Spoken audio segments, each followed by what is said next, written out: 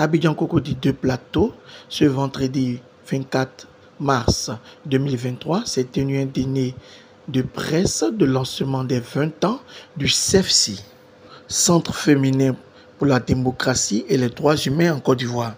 Bonsoir à tous et à toutes, mesdames, messieurs, tous en vos rangs, grades et qualités.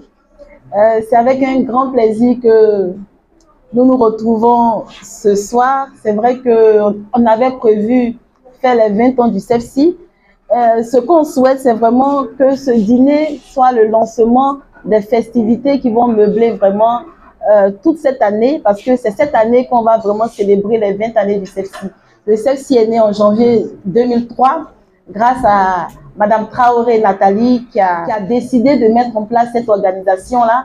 C'était le rêve d'une jeune fille à l'époque qui a vu qu'il y avait des violences faites aux femmes juste après le coup d'État manqué de 2002.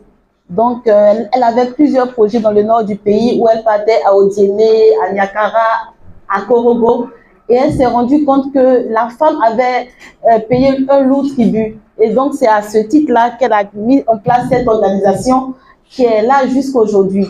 Donc, 20 ans, c'est pas 20 jours, c'est pas 20 mois. Donc, c'est l'occasion pour nous d'abord de lui rendre hommage, de nous arrêter un temps soit peu pour dire voici ce qui a été fait.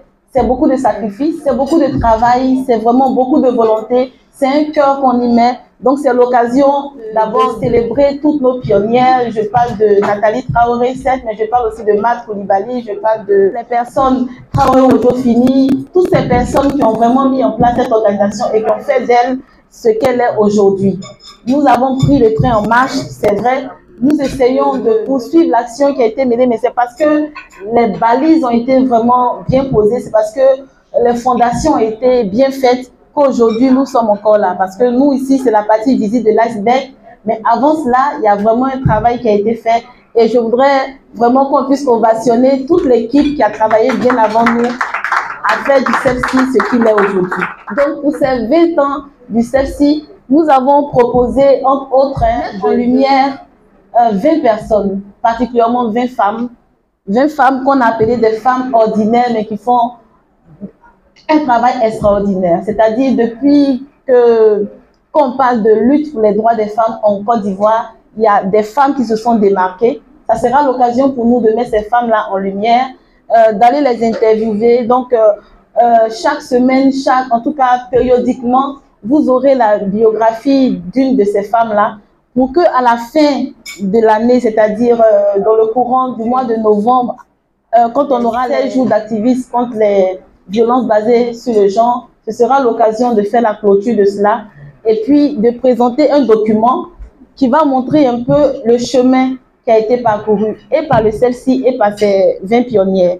Ça, c'est l'une des actions que nous comptons mettre en place. La célébration de ces 20 ans aussi verra aussi la fête de fin d'année de nos filleuls, mais cette fois-ci, on fera en sorte que cette fête de fin d'année puisse regrouper l'ensemble de nos filleuls. C'est un défi parce que ces filleuls-là sont dans des contrées différentes. C'est vrai qu'on dit Dabakala, mais Fumbolo, c'est quand même très loin de Katiola. Donc, les déplacer, c'est un défi parce qu'il y a aussi la sécurité. C'est pas seulement l'argent, mais c'est surtout un défi sécuritaire aussi. Donc, c'est voir comment faire avec les autorités pour les réunir, pour qu'on puisse célébrer ensemble l'excellence. Ça sera l'occasion aussi de faire un peu de networking entre nos filleuls, entre toutes les personnes qui nous accompagnent aussi pour ce projet-là. Et on espère que dans le courant du mois de mai, juin, on pourra faire cette activité. L'autre activité aussi que nous comptons faire, c'est poser en fait la première pierre d'un projet qui nous tient à cœur. C'est un projet que nous avons commencé à mûrir depuis plus de 5 ans. Le projet d'un foyer pour les jeunes filles à Niakara. C'est un foyer qui va accueillir ces jeunes filles-là, de sorte qu'aujourd'hui, nous accompagnons ces filles-là, mais elles sont en demi-pension, parce qu'elles viennent seulement les samedis pour étudier. C'est vrai qu'elles ont leur kit de toilette, elles ont leur kit scolaire en début d'année, mais c'est pas suffisant. Il faut vraiment qu'on puisse mettre ces filles-là dans un environnement sécurisé, et nous espérons vraiment que cette année, la clôture de nos festivités va se faire avec un gala qu'on vous invite vraiment à accepter.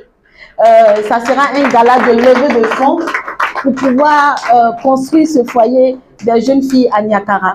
Nous avons déjà de belles perspectives pour le terrain et nous pensons vraiment que nous avons l'accord des autorités administratives du local et ça sera l'occasion vraiment encore de vous appeler à vous investir comme vous avez déjà beaucoup fait. Mais nous pensons que c'est un projet qui va vraiment solidifier, consolider tous les acquis que nous avons depuis.